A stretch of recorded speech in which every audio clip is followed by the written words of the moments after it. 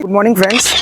आज हम एचएससी मित्रा में बात करने वाले हैं 10 safety golden rules for construction and maintenance work के लिए।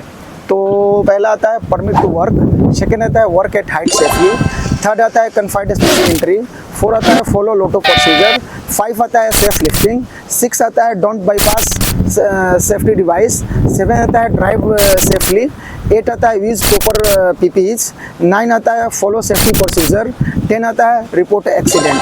तो आज के लिए इतना ही, थैंक्स।